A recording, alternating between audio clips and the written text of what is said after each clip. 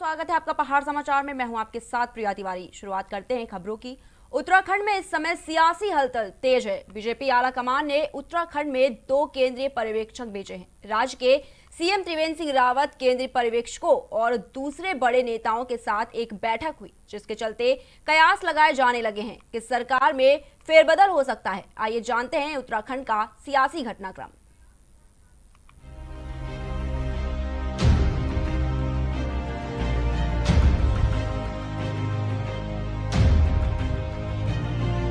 उत्तराखंड में सियासी हलचल अचानक तब बढ़ गई जब बीजेपी ने केंद्र से 2 पर्यवेक्षकों को उत्तराखंड भेजा। उत्तराखंड बीजेपी में काफी वक्त से सीएम त्रिवेंद्र सिंह रावत को लेकर नाराजगी की चर्चा हो रही है। अब केंद्र से भेजे गए पर्यवेक्षक उत्तराखंड में स्थिति का जायजा ले रहे हैं और वह अपनी रिपोर्ट केंद्रीय नेतृत्व को सौंपेंगे। सूत्रों के मुताबिक उसके बाद फैसला लिया जाएगा कि उत्तराखंड में चुनाव से पहले क्या कोई बड़ा बदलाव होगा या नहीं। दरअसल सीएम त्रिवेंद्र सिंह रावत ने 5 मार्च को अपना बजट गैरसैंण में पेश किया।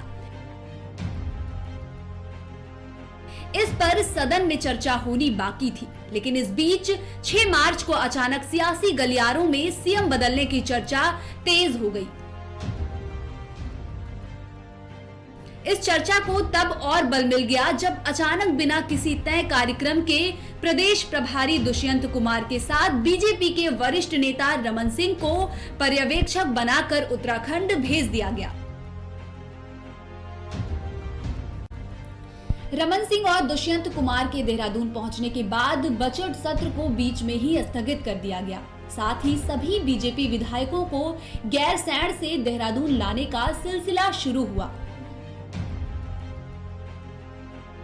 जब इनमें से कुछ विधायकों से बात की गई तो किसी ने कहा कि उनको व्यक्तिगत काम है, तो किसी ने कहा कि उनको सचिवालय में काम है। सभी सवाल टालते नजर आए।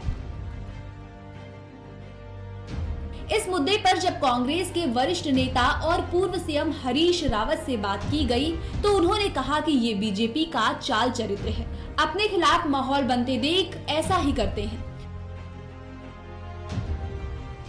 उन्होंने कहा कि वित्त मंत्री, जो कि खुद सीएम त्रिवेंद्र रावत हैं, उन्होंने बजट सत्र को बीच में ही खत्म कर दिया, वो भी बिना चर्चा किए। ये कहीं ना कहीं उत्तराखंड का अपमान है। हरीश रावत ने कहा कि बीजेपी उत्तराखंड में अस्थिरता की जननी है। कोई भी दल जो मजबूत है उसको चुनाव में जाने से पहले बीजेपी कमजोर करने की कोशिश करती रही है। बीजेपी उत्तराखंड में मुख्यमंत्री का चेहरा बदलना चाहती है। Output desk, prime TV. Haridwar में कुंभ के साथ अब शारदीय कांवड़ यात्रा की पूरी रौनक है। बड़ी संख्या में बाहरी राज्यों में शिव भक्त गंगा जल लेने के लिए हरिद्वार पहुंचे। हर की पैड़ी समेत भी प्रमुख घाटों पर श्रद्धालुओं की भीड़ नजर आई। शिव भक्तों ने गंगा स्नान के बाद कांवड़ उठाए और अपने अपने जिलों के लिए रवाना हुए। महाशिवरात्रि के दिन शिवालयों में गंगा जल चढ़ाया जाना है। लगातार 3 दिन तक पेशवाइयों की धूम के बाद तीर्थ नगरी में कांवड़ यात्रियों की भीड़ उमड़ पड़ी। देर रात से उत्तर प्रदेश के कई जिलों से श्रद्धालुओं का यहां पहुंचना शुरू हो गया था। सुबह होते ही कांवड़ यात्रियों ने कांवड़ उठाई और अपने क्षेत्रों के लिए रवाना हुए। हरिद्वार नजीबाबाद हाईवे पर सबसे ज्यादा कांवड़ियों की वापसी हुई। यह मार्ग बोल बम और हर हर महादेव के जयकारे से गूंज उठा। हर की पैड़ी और आसपास के गंगा घाटों के साथ ही अपर रोड पर दिन भर पैर रखने की भी जगह नहीं मिली। इस दौरान पुलिस को हर की पौड़ी की तरफ जाने वाले अपर रोड को बंद करना पड़ा।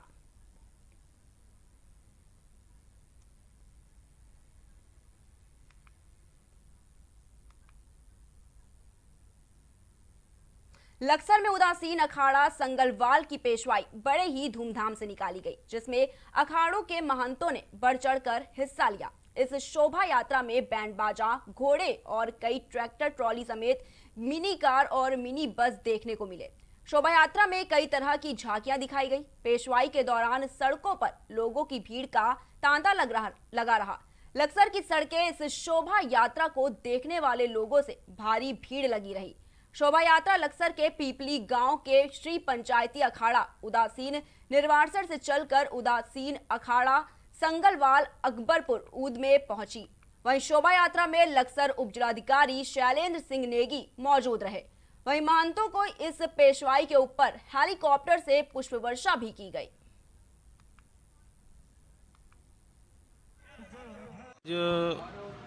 श्री पंचायती अखाड़ा बड़ा उदासीन निर्वाण भ्रमणशील मंडल जो कि पूरे भारतवर्ष में भ्रमण करता हुआ और हरिद्वार पूर्ण कुंभ मेला के पावन अवसर पर आज अखाड़ा संगलवाला ग्राम अकबरपुर ऊद में संत मंडल पधारे हैं। उनके लिए भव्य शोभा यात्रा की यहाँ तैयारियाँ की गई थी। भक्त सेवकों ने मिल करके बड़ी हंसी खुशी के साथ, बड़े उत्साह के साथ मिल करके उनका भव्य स्वागत किया और शोभा यात्रा निकाली, पुष्प वर्षा की गई और हेलीकॉप्टर से भी उनका पुष्प वर्षा करके बढ़ते अगली खबर की ओर। हरिद्वार में मेला अधिकारी दीपक रावत ने मायापुर मंदिर में साधु संतों के साथ सफाई व्यवस्था को लेकर निरीक्षण किया। बता दें कि 11 मार्च को कुंभ का शाही स्नान होने जा रहा है। इसी बीच कावड़ का मेला भी है। इसको लेकर मेला अधिकारी दीपक रावत ने अखाड़ों की सफाई व्यवस्था, बिजली, पानी, शौचालय का निरीक्षण किया। इस दौरान मेला अधिकारी दीपक रावत ने बताया कि साधु संतों के अखाड़ा की सफाई, बिजली, पानी और शौचालय की शिकायतें आ रही थी।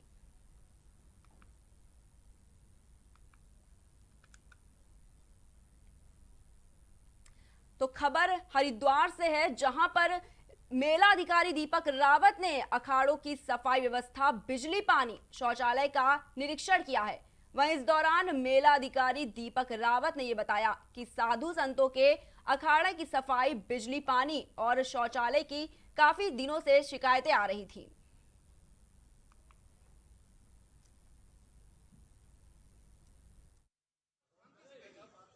अभी हम माया देवी मंदिर के प्रांगण में हैं और यहाँ पे जूना की, आवाहन की, अपनी अखाड़े की छावनियाँ लगी हैं। बहुत से हमारे सम्मानित साधु संत भी यहाँ पे मौजूद हैं और आज आपके साथ एक संयुक्त निरीक्षण किया गया जिसमें मूलभूत सुविधाएं, बिजली है, पानी है, भूमि का संतलीकरण है, शौचालय हैं, इन सब पे चर्चा हुई। इसमें से कुछ सुविधाएँ तो दी गई हैं, कुछ बाकी हैं। इसमें मेला प्रशासन पूरा अपना यहाँ पे मेहनत करते हुए इन सब सुविधाओं को दे देगा। लगातार हमारा संवाद साधु संतों से है और आपने सही कहा, शिवरात्रि में चुनौतियाँ ज़्यादा भी चल रहा है, लेकिन हमारा जो प्रशासन है पूरा मुस्तैद है और हम ज़रूर मिलजुल के और हमारे जो साधु संत हैं से बातचीत करते हुए इसको आराम से। पंचपुरी गढ़मूरपुर में बहुजन समाज पार्टी ने जनसंपर्क सभा का आयोजन किया, जिसमें बहुजन समाज पार्टी के पदाधिकारियों, कार्यकर्ताओं ने बढ़ चढ़कर हिस्सा लिया। कार्यक्रम में क्षेत्र जनता के बीच आपसी भाईचारे को लेकर एक मीटिंग की गई। वहीं कार्यक्रम के मुख्य अतिथि के रूप में प्रदेश अध्यक्ष नरेश गौतम, प्रदेश प्रभारी मदन लाल और जिलाध्यक्ष समेत कई वरिष्ठ नेता मौजूद रहे। कार्यक्रम में महंगाई, बेरोजगारी के मुद्दे पर चर्चा हुई और बीजेपी सरकार पर निशाना साधा। वहीं इस अवसर पर वक्ताओं ने अपने विचार रखते हुए कहा कि बीजेपी सरकार में महंगाई आसमान छू रही है। पेट्रोल, डीजल, रसोई गैस के दाम इतने बढ़ गए हैं कि जनता परेशान हो चुकी है।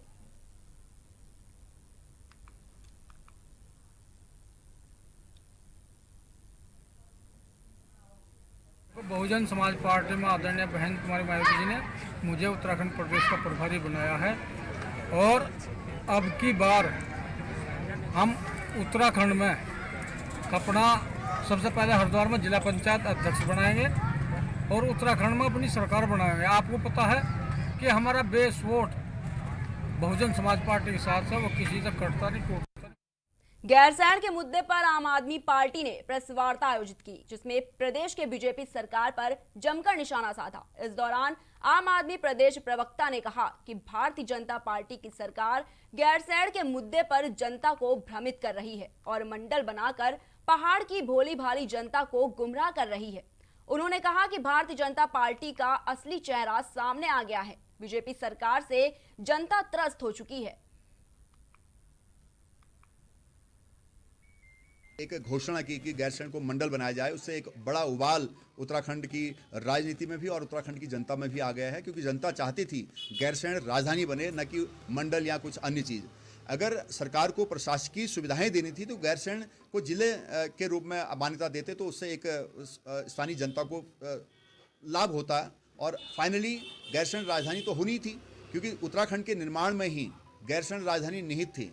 उत्तराखंड राज्य आंदोलन भी उसी तर्ज पर लड़ा गया, उसी मांग पर लड़ा गया और शहीदों ने अपने प्राण न्यौछावर किए। आज लेकिन हमारे नेताओं ने उत्तराखंड की जनभावना के साथ खिलवाड़ किया। कभी वो कहते हैं कि गैरसैंण का विकास किया जाएगा, कभी उसको ग्रीष्मकालीन राजधानी घोषित कर देते हैं, और आज उन्होंने उस वास्तविक मुद्दे से ध्यान भटकाने के लिए उसको मंडल का दर्जा दे दिया। तो इससे एक बहुत दुविधा में है, और मंडलों का हाल पहले से ही बहुत बुरा यहाँ पर है। अगर पौड़ी मंडल की मैं बात करूँ तो कैंप ऑफिस देहरादून में है, और देहरादून में कैंप ऑफिस चल रहा है। मुख्यमंत्री जी को छापा मारना पड़ा कि वहाँ पर कुछ काम नहीं हो रहा है। 11 में से वहाँ पर 4 कर्मचारी।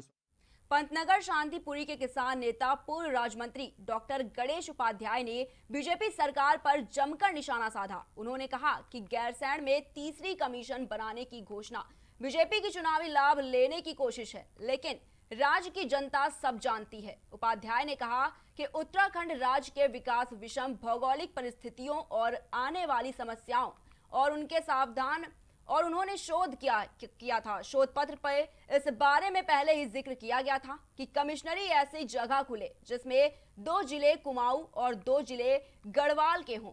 मुख्यमंत्री को पहले 4 जिले उत्तराखंड में बनाने चाहिए। राज्य में सिर्फ 95 ब्लॉक बने हैं, जबकि 130 ब्लॉक होने चाहिए।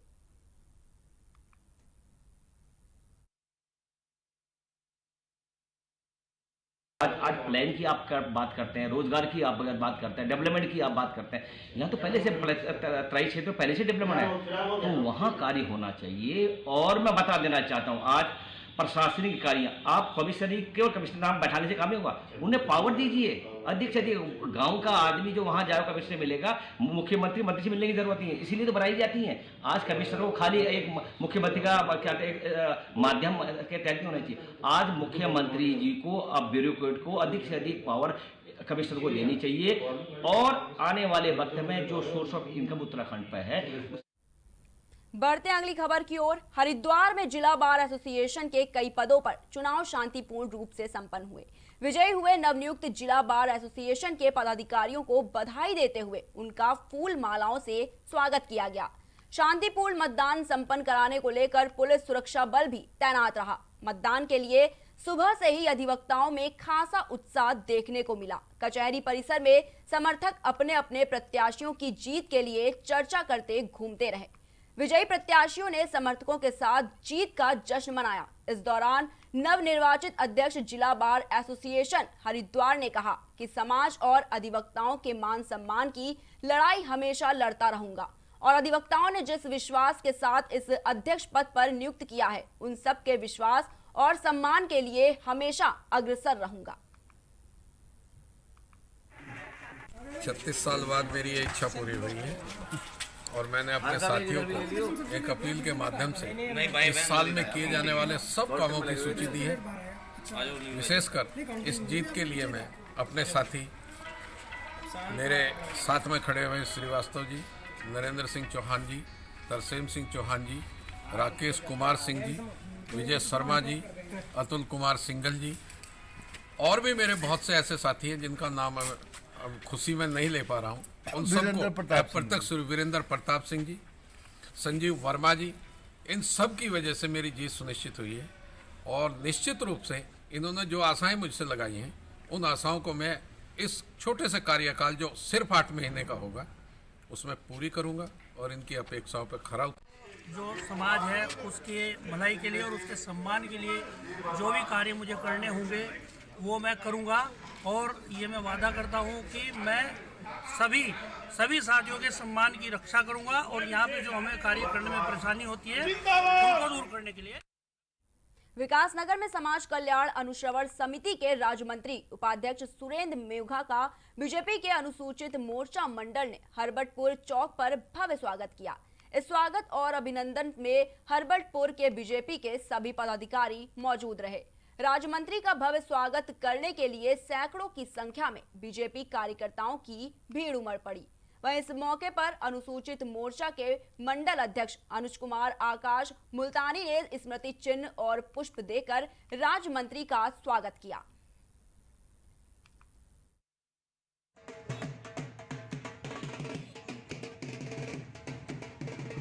देखिए, माननीय मुख्यमंत्री जी ने विश्वास करके मेरी निष्ठा को देखते हुए अपना आशीर्वाद देकर मुझे राज्य मंत्री का दर्जा दिया है। मैं आपको विश्वास दिलाना चाहता हूं, अपने क्षेत्र की सभी सम्मानित जनता को विश्वास दिला देना चाहता हूं कि माननीय मुख्यमंत्री ने जो मुझ पर विश्वास किया है उनकी कसौटी पे खरा उतरूंगा और उत्तराखंड सरकार की जो विकास योजनाएं चलाई जा रही हैं और भारत सरकार की जो विकास योजनाएं अपने चलाई जा रही हैं उनको धरातल पर लाने का प्रयास करूंगा। पहाड़ों की रानी मसूरी के मौसम ने एक बार फिर से करवट बदली है। शहर में काले बादल छाए रहे और सुबह से ही रुक रुक कर बारिश हुई। वहीं बारिश के होने से तापमान में भी गिरावट आई। कल तक मसूरी में तेज धूप खिली थी, लेकिन अचानक बदले मौसम के चलते तापमान में फिर से गिरावट आ गई और लोग गर्म कपड़े पहनने नजर आए।